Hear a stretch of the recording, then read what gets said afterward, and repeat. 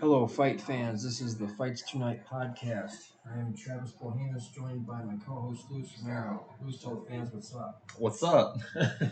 Today we will be breaking down UFC 276.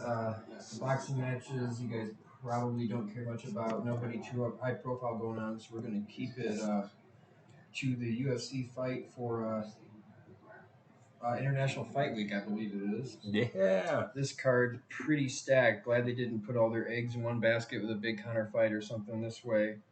One of the fights falls out or there's a problem at the weigh-ins. They're still pretty stacked. We're going to be starting it off with Jessica Rose Clark versus Hulija Storlyarenko. I hope I got that name right. Both have 7 losses. Jessica Rose Clark has 2 more wins at 11, although Julia, we'll call her, which is not her name, I'm sure. She's had kind of a tough run in the UFC. She's lost her only couple fights, whereas Jessica Rose Clark, while has had some losses, had some big wins. Even though it was a while ago, she beat Beck Rollins, beat Paige Van Zant, and I think this is definitely a fight set up for her to win. At bantamweight, I wouldn't be shocked if she struggles, but I think she should come away with it. That brings us to a women's flyweight fight: Jessica I versus Macy Barber. Before we get to flyweight, I just want to toss out that Jessica, she's one of the people I do follow, and she trains over there at Team Alpha Man. Yeah, she trains at Team Alpha. She trains at Team. Oh, I'm sorry, Travis. He knows who I'm a fan of, and Jessica, she's definitely one of them. But she trains at Team Alpha Male. She also trains at CSA Gym. Those are both gyms I'd like to check out in the future, but I think that's part of the reason why she's so tough. But anyways, who's next? Trevor? I just want to toss that out. From what I understand, she does have a pretty killer Instagram page. So anybody looking for that should check her out. Maybe you'll be smitten like our boy Lewis here is. That brings us to women's flyweight fight: Jessica I versus Macy Barber. Macy Barber, if you remember, was going to try to be one of the youngest UFC champs before she got derailed by Roxanne Modafferi. And Jessica I, even though record's 15-10, and most people will remember her from that head kick knockout to Shevchenko, she's actually beat pretty much all the other top contenders in this division, which is how she got that title shot. Macy Barber is good and definitely is on the ascent, whereas Jessica I is, probably on the tail end of her career. But I think she might be a bit too much for Macy Barber at this point, who's had another loss since she's come back. So we're going to go with Jessica I on that, probably by a decision, but Macy Barber certainly has a shot. That brings us to the last fight on the early prelims, which is kind of a surprisingly high-profile fight with Uriah Hall versus Andre Munhoz. Uriah Hall just had a 5-round fight not long ago with Sean Strickland, which is one of the things that's moved Strickland up the ranks in middleweight. He's fighting later on the card. Andre Munhoz did have a good win in his last fight, but his most impressive one was where he subbed Jacare Souza, which was a really impressive one. Andre Munhoz, for not having heard much about him jiu-jitsu wise, really impressive when you watch him, really dangerous. And I think should this hit the mat, he's going to be in big trouble. Speaking of Uriah Hall, I think Munhoz on the ground is definitely something to avoid. Uriah Hall does have some real good stand-up and has got some real powerful techniques. I can't say I've seen a whole bunch of Andre Munoz's stand-up, but I feel like if he could get somebody as good as Jacare to the ground, who maybe was a little more willing to go there than Uriah Hall will be, I think he could come away with this. Uriah Hall does a record of 18-10 and definitely has some problems when being backed up and stuff. A lot of his wins lately were kind of being in the right place at the right time, being, Anderson Silva's last fight in the UFC and things like that. So I see Munhoz coming away with this. I don't know. He could walk onto a big shot. He could go the distance if they're struggling to get Uriah down. Maybe all he'll be able to do is control him. But I think there's a good chance Munhoz is able to pull off that weird arm lock that he went for on Jacare, which he's gotten on a lot of other people. Seems like it's his go-to move on the ground. And one of those guys that does not need you to tap, he will break it. So we're going with Munhoz on that one. That starts us off on the normal prelims. We start off with Brad Tavares versus Dricus du Plessis. or Duplessis. I've heard it pronounced both ways. He's an up-and-coming fighter. I believe the only UFC fighter from South Africa, and he's definitely on the rise. Came up through the Contender Series. Brad Tavares, of course, been around for a long time. Fought Adesanya, fought Whitaker, fought a lot of the top guys. Even fought Phil Brony back in the day, if you remember him. He was kind of an early MMA guy. I think Dricus is going to be a bit too much. Brad Tavares has got good stand-up and is pretty well-rounded, but Dricus Duplessis seems like a real handful and is on the way up. Also only had a couple losses in his career out of 18 fights.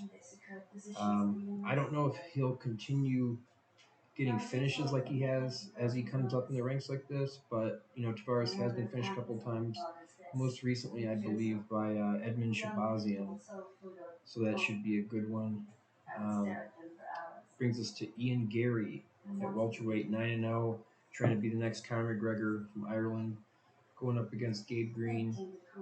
I will say, even though Ian Gary's undefeated and Gabe Green's 11-3, Gabe Green's won his last couple fights pretty impressively.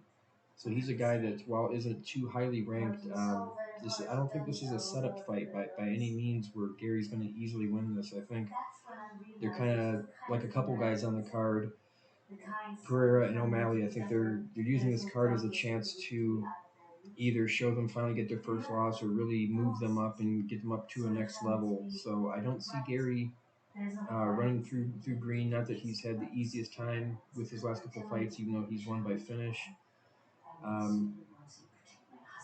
This one I'm kind of 50-50 on. I could see Ian Gary getting it done. Obviously, he has the momentum behind him, but Gabe Green hasn't lost in the UFC either, and most of those I believe he ended by finish. One really nice TKO I remember seeing, so that one should be a pretty good one.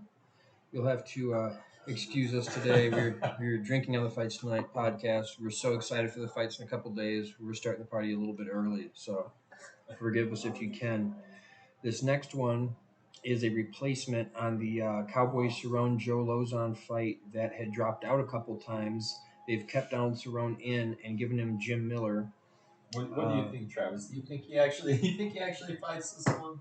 I don't think he shows up. You think he makes it past weigh-ins? I don't know. It was 50-50. He pulled out of the first one, getting sick the day of.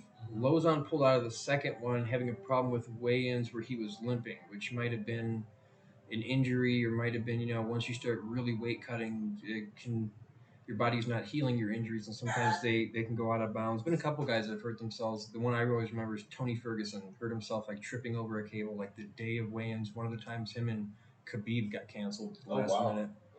I'm sure he regrets that. Yeah. That's all I see on Instagram from him is that he's always calling out Khabib. Let's make this happen. This was your last wish. Yada yada yada. Definitely one of those fights. I feel like they missed their opportunity. Ferguson's been having a tough time lately. Although I will say, before he got knocked out with that front kick by Chandler, he was looking really good. Like he was really landing on Chandler and stuff. But you get knocked out with a front kick like that, that's what people are going to remember, unfortunately. Oh yeah. How familiar are you with Jim Miller, Lewis? Jim Miller.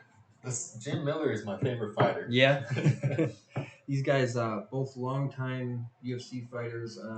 34 wins for Miller, 36 for Donald Cerrone. Both have 16 losses.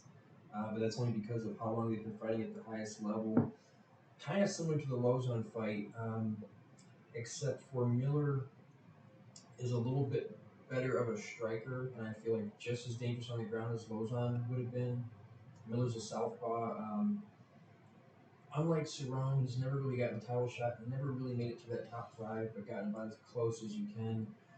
I know he's fought just about everybody that's in that top 15. He's been not as active lately. This fight's at welterweight at 170, which I think is just because they didn't want to make Cowboy keep cutting down to 155. Oh, it's at 170? Yeah. So wow, that's a big jump up. Yeah, and Donald Cerrone at least has not only fought there, but fought some big names there. He fought Till, who then went up to 185. He fought Masvidal. Fought Conor McGregor at 170. So he's got some experience up at that weight class, whereas Jim Miller, usually a 155er, but Miller, fought Pettis, fought a lot of guys like that. He's been a little bit less active recently, but is real crafty. He had a weird disease. He had he had Lyme disease or something like that, and was like having some really bad performances. And then sometime around the middle of the pandemic, I think he either got it fixed or got on a certain medication or something, and then started seeming like he was doing a lot better. Wow. Because he's a real explosive guy. Not only had good submissions, but also really good knockouts. Got really good leg kicks from the southpaw stance. Got some dangerous hooks. And you're right. This guy has fought a lot of top 15 people. You know, he has fought Joe Lozon. He's fought Thiago Alves, Dan Hooker, Charles Oliveira, Clay Guida, a whole bunch of different people. Yeah. It's crazy. I had no idea.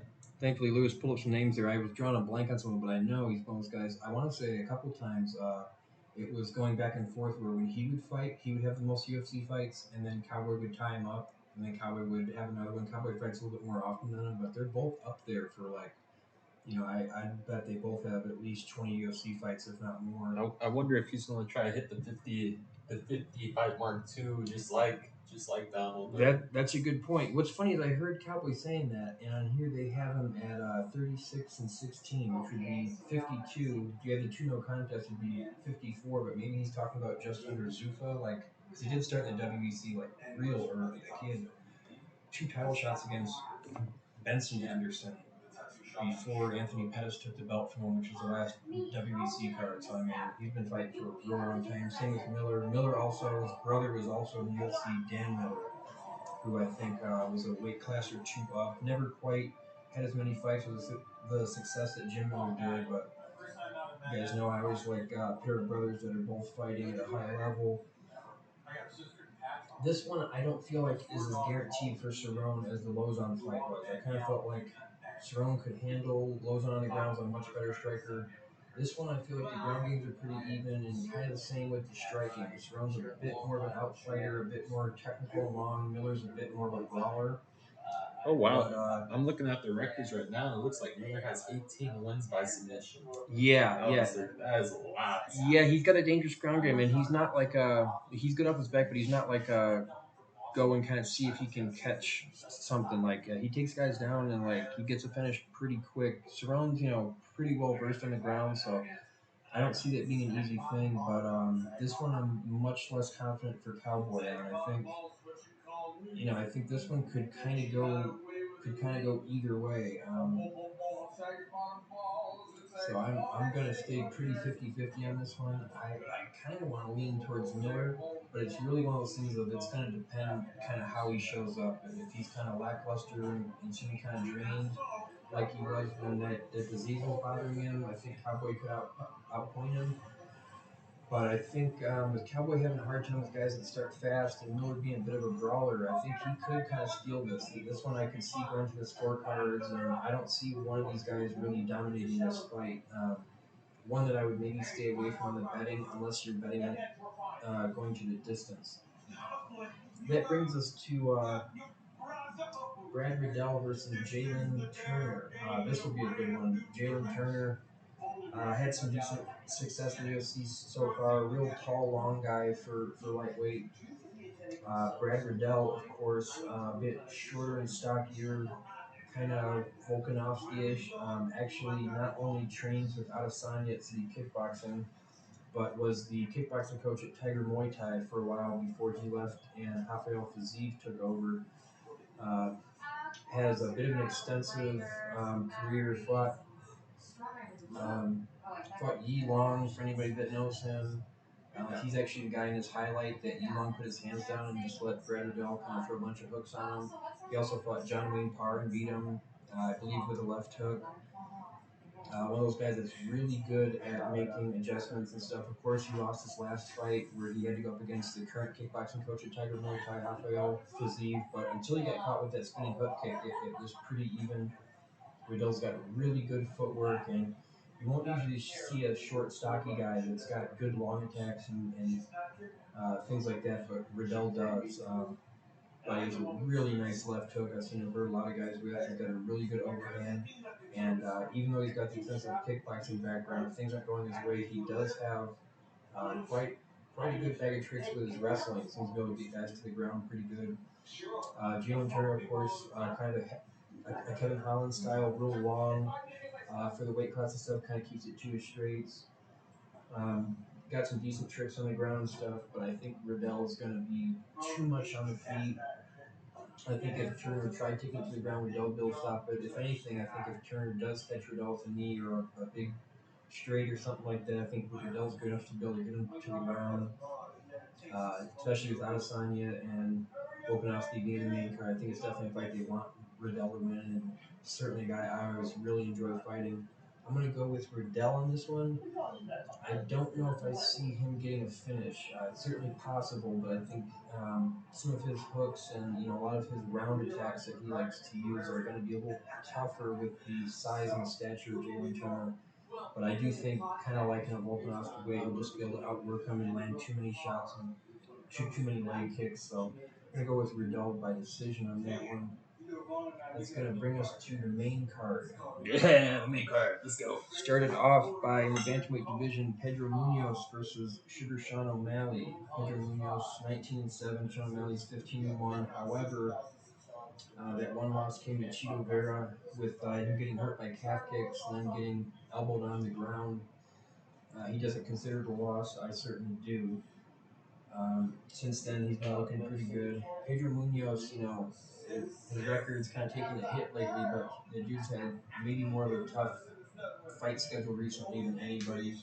He fought Aljamain Sterling, fought Frankie Edgar, fought Jose Aldo, fought Dominic Cruz. All those guys either are the champion now or were a long-time champion in their weight classes. He's even fought Cody Garbrandt too. So he's fought, three former bantamweight champions, a former featherweight champion, a former lightweight champion. So you couldn't have a tougher schedule than him. Was the fight against Cody Garbrandt? Was that the one where he got knocked out with that roll hook? Or am I wrong? Garbrandt was up against the cage. It was no. You're thinking of Rafael Assunção. Son of a bitch. Munhoz actually knocked out Garbrandt. Nice. It was on that knockout streak that Garbrandt had. He was doing okay. He thought he hurt Munhoz, and they were both exchanging right hooks. Oh. And Munhoz caught him. He went down, landed some ground and pound shots. Since then, like I said, he's kind of had some losses. One against Frankie Edgar was a main event and went 5 rounds. I kind of thought Pedro won that one, whereas the ones against Aldo and Cruz, but those were really close too. So I mean, it's easy to lose when you're fighting guys like that. Right. Is Garbrandt? He's still in the UFC, right? He is. Who's ranked higher after that fight? I wonder if he is or if Munhoz is. I think that would be kind of fun to watch him against O'Malley. Garbrandt? Yeah. Yeah, I would like to see it. The only bummer is Garbrandt's just been getting knocked out a lot. The fight with Munhoz was a while ago. It was maybe 2-3 years ago. Since then, Munhoz has lost, but Munhoz has never been finished. And those have been by decision against all champs, whereas Garbrandt went down to 125 and got knocked out by another guy that trains with Adesanya, the Kai Kara France. You could tell they wanted Garbrandt to win one and then give him a title shot. Right. And he went down there and got caught with a good shot. Malley, of course, one of his weaknesses is the calf kick, and Pedro Munhoz has got some of the nastiest calf kicks in the UFC. I do see him using those. Munhoz isn't the quickest guy and doesn't have the best head movement, so I do see O'Malley landing on him. The thing is, Munhoz has never been finished, so definitely going to be a good test for O'Malley. I think it's one of those ones where if Malley can kind of be stinging him early and kind of keep moving well, I think he should get it. But Munhoz starts landing those kicks and the punches don't seem to be really phasing him. It could get ugly. Kind of one of those ones like when Gilbert Burns fought Kamzat, where I kind of feel like you wouldn't be that shocked if O'Malley jumps up to Munhoz's level and kind of gets outpointed. Right. But also, kind of like Kamzat, if he jumps up and he wins again, maybe with a little bit more struggle, you're kind of not that shocked. Right. So I'm gonna guess, what he makes or what he lacks in speed, he makes up for in power. I'm not sure. Munhoz? Yeah, and real durable. Like, never been finished in the UFC, and he's fought, his last 4 or 5 fights were all against either guys that were champion, and he's even fought Aljamain Sterling, who's a champ now. Holy shit, he fought Aljamain? Yeah. Sheesh. I think he lost on points, but he was hurting Aljamain. And went to a unanimous decision, huh? Yeah, I'm pretty sure. And like his fight against Cruz, who is a longtime 135-pound champ, was pretty close. His fight against Aldo was pretty close. The fight against Edgar was 5 rounds and was a main event. And they gave it to Edgar, but I thought Munhoz won it. and then him knocking out Garbrandt. So he's fought 5 or 6 former champs, and all like in the last 3 years. So man, good for him. I kind of feel like this fight isn't going to be any harder than what he's been used to, whereas Munhoz is definitely going to be harder than what O'Malley is 100%. So I don't know, pretty 50-50 on it, but part of me wants to lean towards Munhoz. I know O'Malley's got the all the hype and all that stuff behind him, but this really going to be a tough test. Maybe after this fight, some of those higher ranked fighters will start calling him out. That's what he wants. You never know. For those that didn't watch actually, I wasn't even on. I don't even think it was on a press conference. It was just on Instagram. I'll tell you this: if he beats Munhoz, it's all going to be tough fights from here. There's not going to be any more Chris Montinos or Howley and Paivas or anything like that. No more Dana White taking care of him. Yeah. He's told Dana White in the past that he wanted tougher competition too, but I think Dana said, you're still young, yada, yada, yada. Yeah. And he is, but he's had enough fights to where, it's kind of time to see, especially when you're running through people like with finishes. Right. Kind of like Khamzat was. Like, it's not that crazy to jump them up all of a sudden. I think the difference for him and Khamzat is that he's already, like, the best dude he's fought so far has been Chito Vera, and Chito Vera, say what you want about it being a fluke or whatever, he did finish O'Malley. 100%, no doubt. So, I don't know. Who are you leaning towards on that one, Munhoz or O'Malley? I don't like O'Malley. Yeah. But, if I'm going by, like, what I do know, if you say Munhoz, if he's pretty slow, I'll probably have to lean towards O'Malley. He's pretty good at fighting from a distance. Yeah. I feel like he might have the reach advantage. Yeah, it's one thing I am worried about from Munhoz for sure. Those two make a deadly combo, having the reach and being able to control the distance. So I'm probably going to go O'Malley. Probably not by knockout since you say he's so durable, but definitely by unanimous decision, even though I hate him. Yeah, Lewis could be right on that one. My pick could also just be me not liking O'Malley. And it's not even like a hater thing. Like, I don't really care about the dressing. And if anything, like, I kind of like his style and his way of fighting. I just feel like he's kind of like a similar thing like Adesanya. Like, I was watching this thing and they're talking about, like, why aren't these guys huge stars like right now, right? You don't think Adesanya is a huge star? Not the way like they were talking about. Like, they were like, why isn't he at like an Anderson Silva level or like a Conor McGregor level? And I think it's that, I don't know, people can kind of sense them like trying too hard. Like they. No, that makes sense. They don't have that thing like Conor, where it's like he would say wild stuff and he would dress flashy. I've actually got a thing on the wall. Yeah, I've almost got it. If you've been watching the video this far, I've been trying to open this cap with the key, and I bent the shit out of my house key. I'll actually show us a quick trick. Check this out. Oh, quick trick. Whoa! Hold up! Look at this. Let's see if the viewers can see that. You see that? It's right on the wall. FC opener drilled into our wall. Doesn't get much cooler than that, Travis. That's what I'm saying. This is a party pad, lest we forget. But anyways, yeah. To follow up on that, it's the same thing with Adesanya. Like, if anything, I'm kind of more of a long out fighter, and like I've taken things from both ways they fight. I definitely appreciate aspects of their style. Yeah, but I think you're right about them trying too hard, maybe just a little bit. Yeah, I feel like when Conor said something, sometimes it would be cringe, but you're like, this dude's kind of nuts, and he's just like saying stuff. Their stuff sounds kind of rehearsed, and as soon as they get asked questions about stuff, they'll either start saying stuff wrong, or you can tell like they're calm, a little bit nervous, and like they're thinking about their answers.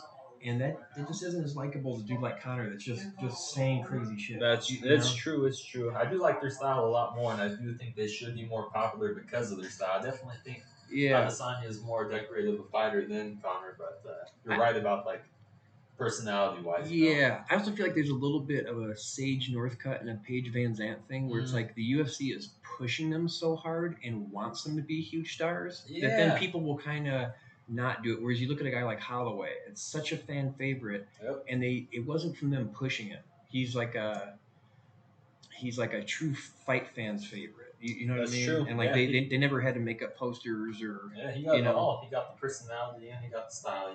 Exactly. That brings us to another fight between some more experienced guys at welterweight: Robbie Lawler versus Brian Barberena.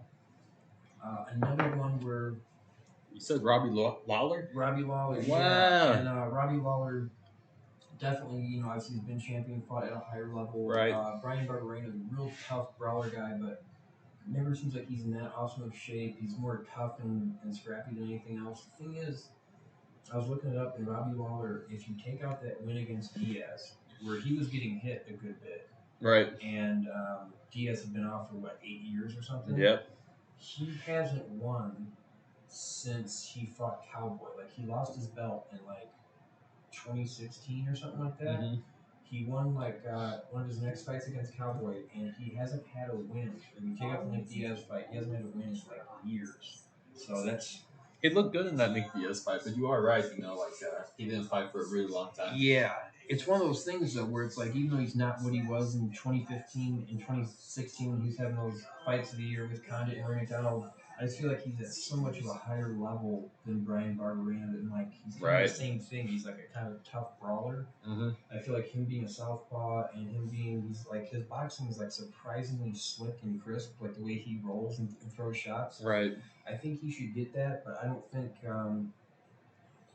I could be wrong, but I don't see a big knockout. I kind of see it being kind of ugly, kind of like the Miller and Cowboy fight could be, but I kind of think Lawler should come away with that. I wonder what Jimmy trains out of. I'm going to look it up real quick. Jim Miller? No, Robbie Oh, Lawler. yeah. He was training out of American Top Team, and then Woodley was too. When Woodley knocked him out for the belt, they put up a picture of Woodley knocking him out, so he got pissed and left the gym, started training where Burns and Usman train, but I don't know if he's still there. It says Sanford MMA. Yeah, so he's still there. That's where Burns and where Usman trained before he switched to Colorado. Michael Chandler trains there. Michael Chandler too? Yeah, So Michael Chandler, Gilbert Burns. This is in Florida then? Yeah. Okay. Yeah. Their coach is Henry Hooft, like a Dutch guy, real good kickboxing coach. And jeez, I didn't know he lost to Ben Askren. Yeah, that was kind of a questionable one where it's like Askren was almost out, and then Askren caught him in that bulldog choke. I don't even know what a bulldog choke is.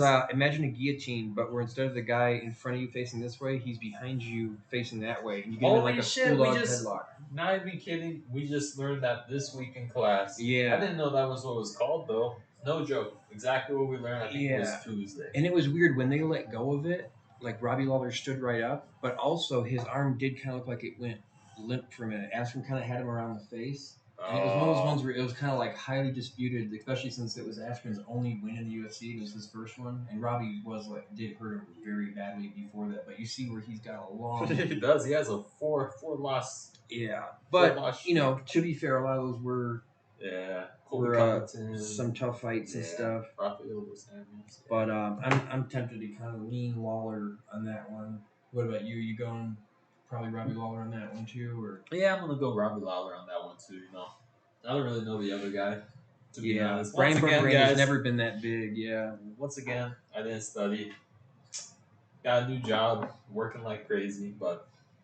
Who knows? I get pretty lucky on these picks sometimes. True. Lewis has been training like crazy, though. Training like crazy, working like crazy. And I will say, sometimes it's the ones I've really researched and I'm really confident in, that those are the ones I get wrong. Yeah, exactly. So, the same. Just like, like you said on the previous podcast, against, Polhamus and Canelo. Canelo's always going to be one that taunts me. I put a lot of money on that fight. Yeah. That's why I have this new job. Yeah. and Rose and Amanda Nunes.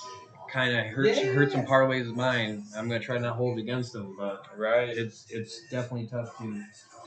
That brings us to our second to last fight at middleweight, and this is the featured bout, meaning it's the last 3-round fight before the 2 title fights. Probably the one I'm looking forward to the most.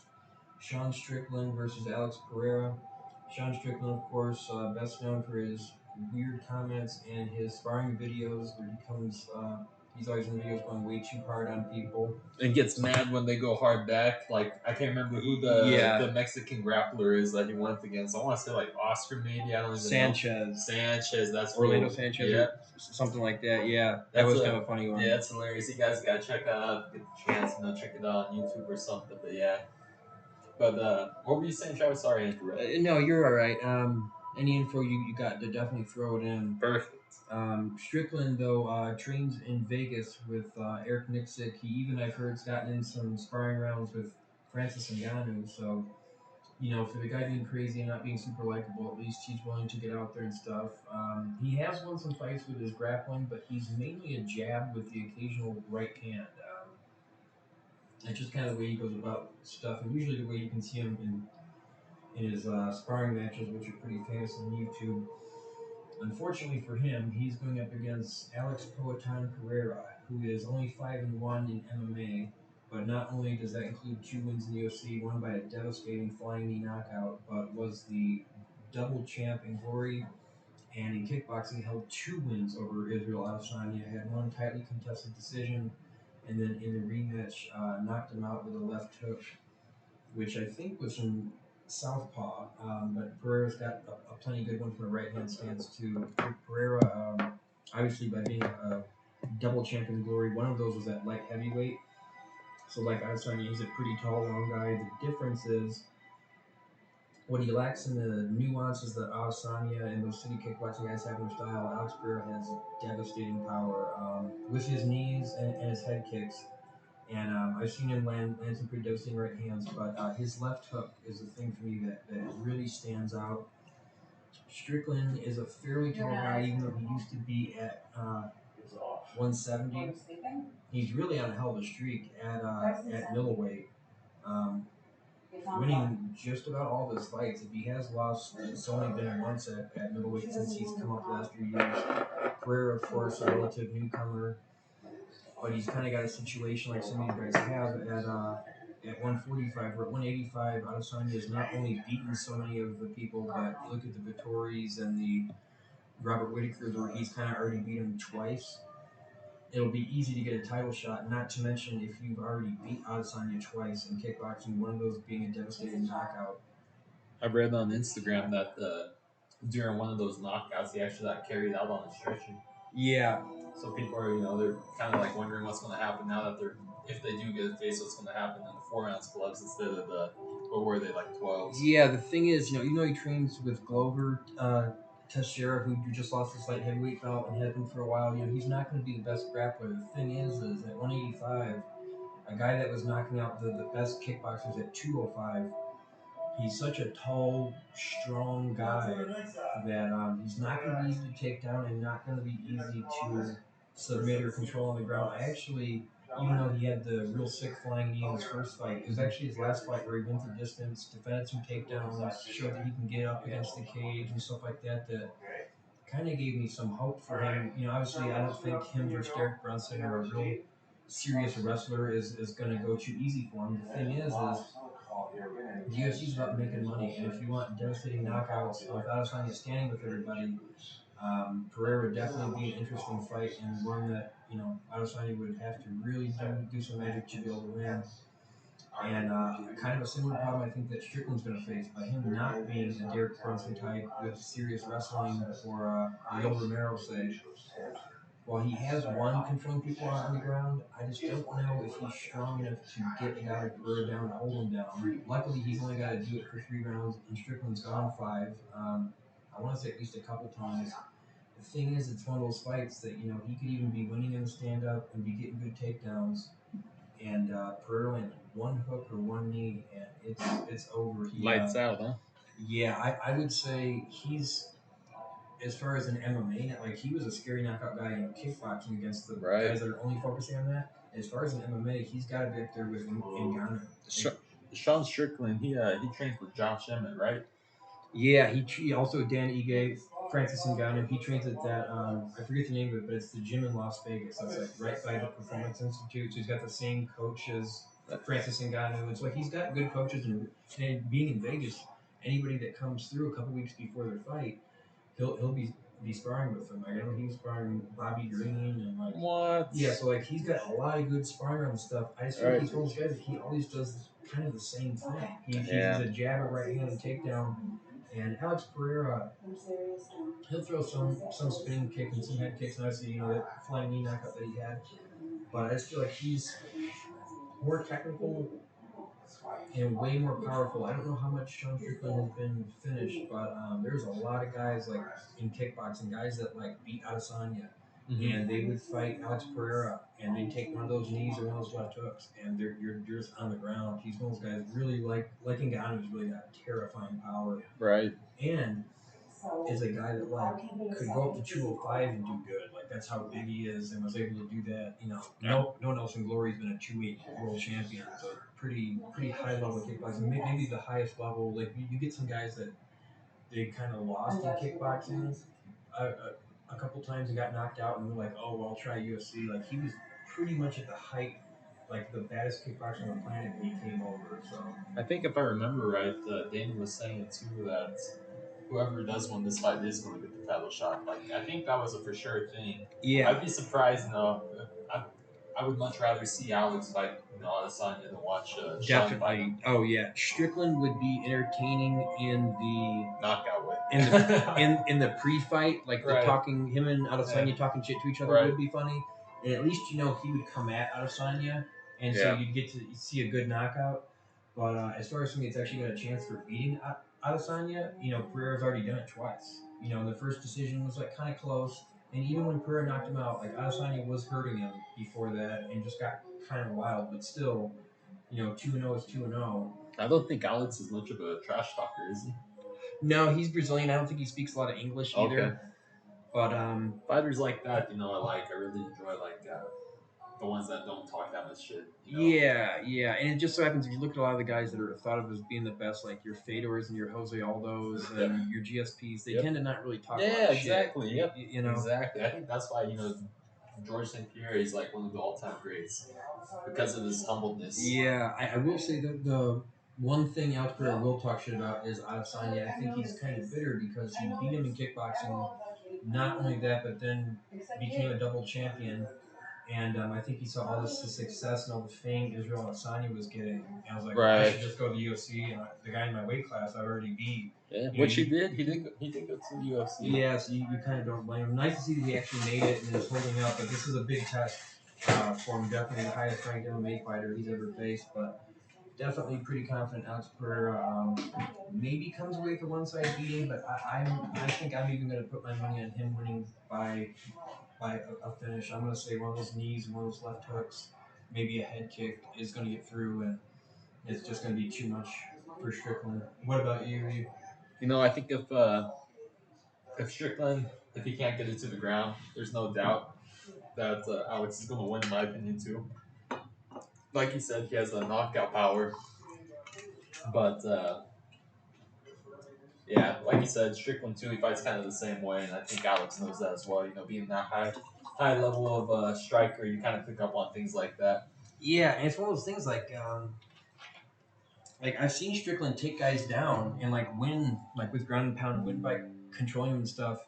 I feel like he could maybe do it against Izzy because Izzy's kind of got that thing where he's not necessarily for sure going to knock you out. Like Izzy sometimes will just outpoint people with jabs and leg kicks and stuff. Mm-hmm. But and so he can be a guy that you could maybe be losing, but be taking him down and winning the rounds. The thing with Pereira is you could control in 14 of those minutes. If there's 1 minute of him swinging on you, there's a good chance that's all going to go out the window. He doesn't need much, his first fight, he had kind of a so-so first round. He landed some good shots, and then the second round he just comes out one flying knee as the guy goes to duck down, out cold, over. Yeah. Really got a good equalizer like Francis Ngannou.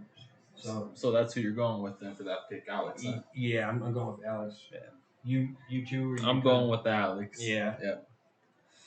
That brings us to our co-main event, which is Alexander Volkanovski, 24-1 versus Max Blessed Holloway, 23-6. The trilogy. The trilogy. And kind of torn on this one. I really like Max and the way he is in interviews and the way he goes about fighting. But as far as betting goes, Volkanovski has never let me down. He won every single fight. He might start off rough. He might be in some rough spots, but dude's got no quit, really got good 5-round cardio. Both those guys are true fighters, in my opinion. Yeah, Max has had more fights. I think at this point probably still even had more title fights. but obviously Volkanovski beat him in the first two. I thought the first one, Volkanovski kind of clearly outpointed him. I thought Max made some good adjustments in the second one. It's one of those ones where you either have it 3-2 for Max or 3-2 for Volkanovski. The first two Max clearly got with hurting Volkanovski once with a kick and once with an uppercut. Volkanovski clearly got the second two by not only kind of edging him in the stand-up, but getting some takedowns and being able to hold Max down, which is no easy feat. I did get a little worried when I saw Max in an interview talking about he thought that he won both of them because I thought there was a clear difference in the two. I've seen that interview as well. Yeah, and also him saying he didn't understand the significant strikes. He wasn't really getting wobbled the way he did against Poirier, but there's a couple like overhand rights, left hooks, and left hooks, right hooks that Volkanovski landed that you could tell were hard shots that landed flush. Volkanovski got power, man. Yeah, he does. He doesn't get the credit for being a finisher. It's funny, Max said that when he goes, the difference between him and Adesanya is that Adesanya is like more of a finisher and stuff, and I don't think that's the case. I think Adesanya isn't fighting guys that are as well-rounded as Volkanovski is. I think the lower down the weight classes you go, guys tend to be a little more technical, whereas at 185, 205, like you're still getting guys that are just a wrestler, they're just a kickboxer. I think the higher up you go in weight too, like the less, I don't know, scrappy they get to, like lower weight classes, you're able to go like faster, go a little bit longer. So I think being able to endure that too is it's a pretty special thing. Yeah, I think that's the most impressive thing about Volkanovski is not just how strong like his grappling and his ground and pound is and how good his striking is, but like half of the impressive fights I've seen him win, he came from behind. Like Mendes was beating him, he ended up finishing him. In that second fight, Holloway was beating him, had hurt him in both those rounds, and he came back. I mean, he's a guy that like really will make an adjustment. You can tell really wants to win. The other thing I like, and Holloway's got a bit of this too, just more of like a not bothering him. But when they're announcing his name, you can see how like hyped up Volkanovski is. That you can tell he really likes fighting. Oh yeah, He's really excited to be there and stuff.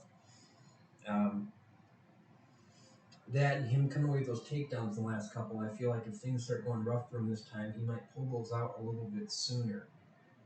It's one of those ones I feel like for our parlay on this card, one of the safest bets is betting for this one to go the distance. Not that Max can't be hurt or submitted, not that Volkanovski couldn't get hurt again by a head kick or a knee or an uppercut like he did in his last fight, but both these guys are so tough and so evenly matched and stuff that I see this one probably going the distance again. This is another one that I'm sure on it going long. I'm not sure on who wins. This is a tough one, even for me, Yeah, and that isn't even me like picking like a fighter that I hate either, Yeah, because both these guys they're awesome. And you got to kind of feel for Volkanovski, like earlier you were telling me, like you think if it does go the distance that Maxie got tired in the later rounds a little bit, he wasn't gonna took it down compared to like the earlier rounds. Yeah, like he went harder in those first couple and clearly won them. Right. It hurt Volkanovski, but I think that's why later on he didn't show that takedown defense he usually has. And like, I think another thing that helped him was he wasn't winning with the leg kicks, but instead of just letting Volkanovski throw them, Max kind of changed his stance and was throwing them back a lot more, which kept the score a little bit more even. Because if you look at like the score totals for that first fight, it was the leg kicks that won it for Volkanovski. He's got such a good inside leg kick. And even though it might not beat the guy's leg up that bad, even though it did make Holloway switch to southpaw a couple times, the score, like it's constantly scoring, and then he uses it as a feint. So like you're so used to him throwing that kick, then he's just got to feint it, then he can throw a right hand, and you're so busy on trying to feint. I think Volkanovski might even be a little bit. He's maybe not as convincing with the feints as Adesanya, but he's more like consistent with it. Right. You watch Volkanovski, he's constantly putting his shoulder forward. He's constantly faking that. He's got a good like jab and leg kick going, like all the city kickboxing guys do. And you kind of got to feel for him. Like he's beat Holloway twice. He beat Mendes. He beat Jose Aldo. Now he's defended the belt a handful of times, and everyone's still like, "Well, Max is the uncrowned champ." When at best that fight was 3-2. Yeah. In Max's favor, it wasn't like Volkanovski got blown out of the water. He came back strong in the end. So, right. It's one of those ones like I really like Max to win, but I feel like he's got to do something spectacular. Like he's got to hurt Volkanovski, and he's got to have at least 3 rounds where not only he's clearly winning, which is hard against like a point fighter with power, which is what Volkanovski is, which is really rare. He's got to also have those 3 rounds where he's not getting taken down at all. Yeah. Because their rounds, when one of them wins, the other one wins, they're so even that one guy getting dropped or one takedown, they can give it to the other guy, you know. The judges too, you know, they're so unpredictable too. Like, who will favor when one does go like that? Yeah. And I think just because of the activity and him constantly moving, I think that's why some of the close rounds in this trilogy that they've had have kind of gone Volkanovski's way. Because there's never a minute where he's not landing stuff. And I kind of look at like Holloway has these moments of brilliance, like a good uppercut he drops him with, or a good head kick he drops him with. But as far as those minutes in between, Volkanovski controls so many of them with his feints and his movements, Right. constant leg kicks and jabs, and then steps through. They both switch stances to Volkanovski more like a combo way, and Holloway will do it for more like prolonged periods. But I hate to say it, but I kind of got to lean towards Volkanovski. That's what I'm going Taking with. like 3 rounds on this again. But if Holloway can, hurt Volkanovski and win some of the early rounds, but keep some juice in the tank to keep from getting taken down or getting owned too much in the last rounds. He's only got to really sway 1 round from the last few fights in order to get it. These guys are really closely matched, and I always really enjoy their fights. Always a really technical, striking bout with both guys with real different styles. Sounds like we're both leading towards Volkanovski on that one. And that will bring us to our main event, which is Israel's last stylebender Adesanya, 22-1, versus Jared the Killer Gorilla Cannonier, 15-5.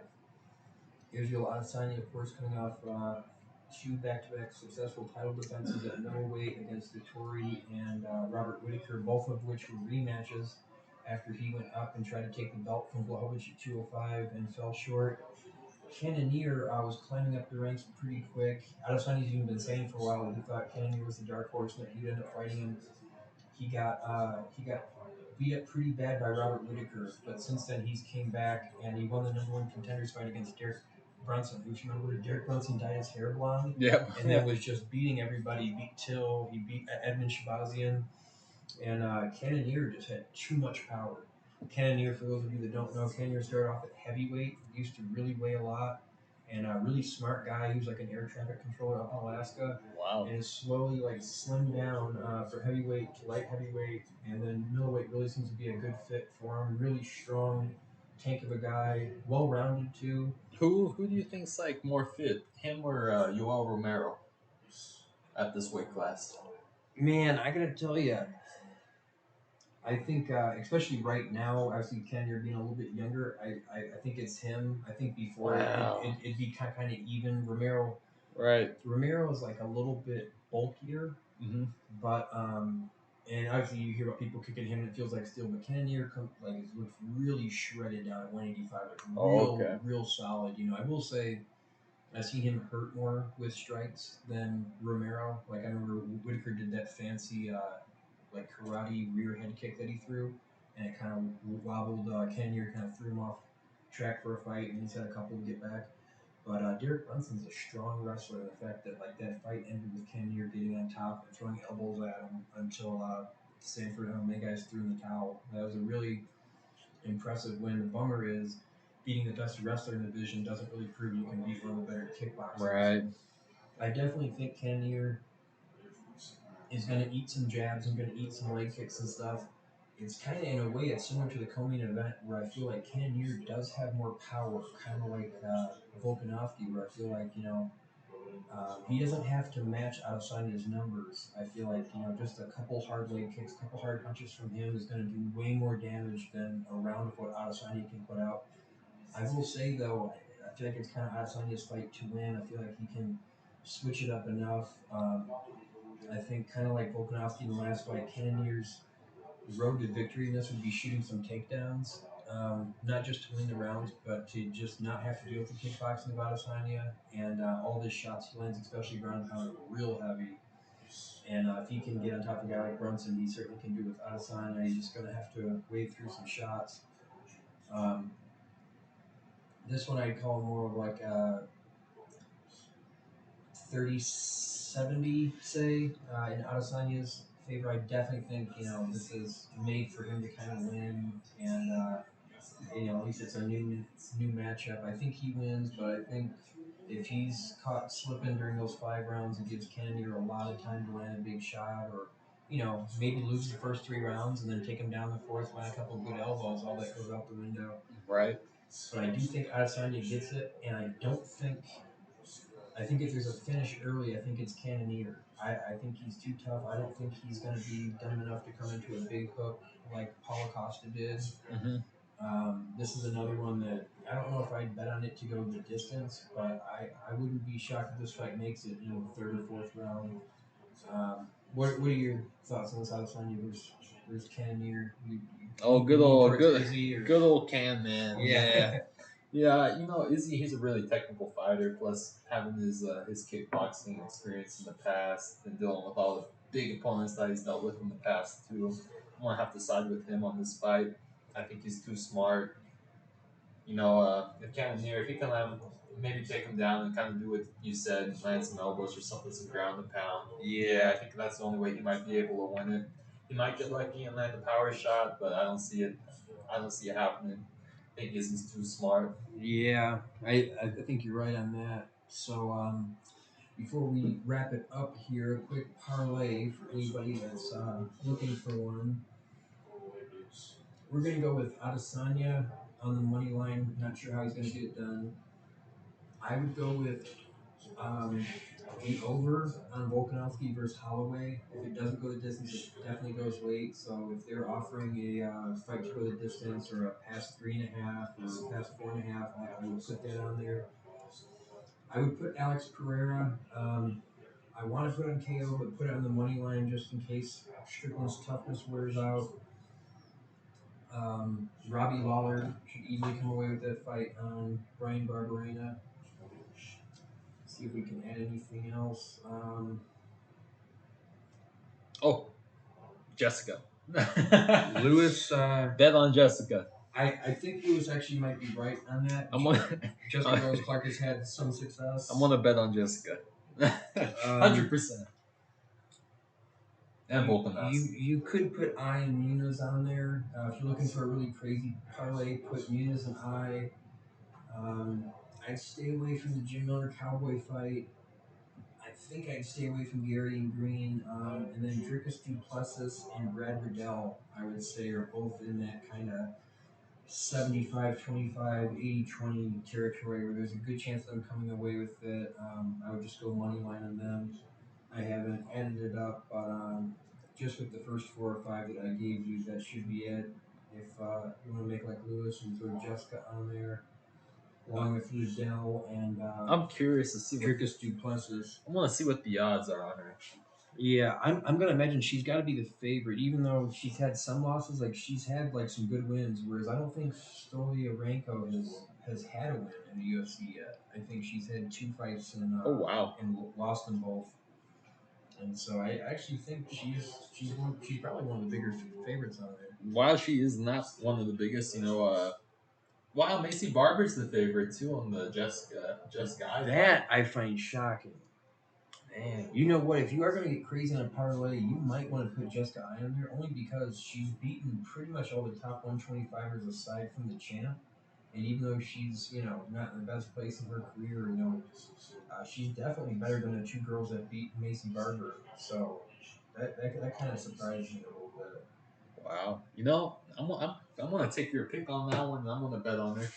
Yeah, it seems like an easy money fight right there. Yeah, this is one where there's some of these matchups like Volkanovski and Holloway are really tough. That's why unless you really lean one way and one, I would just go with the over on that. But there are some fights on here that you could definitely make some money on. So we'll see how those go. We're hoping to redeem ourselves. We did good on the main card last time, but we're lacking on the prelims a little bit. So But either way, it'll be a good night of fights. I believe me and Lewis are gonna try to do a live one. What are you thinking? I'm down. I got weekends off now. Cool. Well, you're gonna be trying to bring it to you guys live. Gotta give the fans what they want. Might even have a special guest appearance from Trevor. I know he's trying Hey. to set something up, and so might be broadcasting from his place. We'll have to A figure watch it out. party.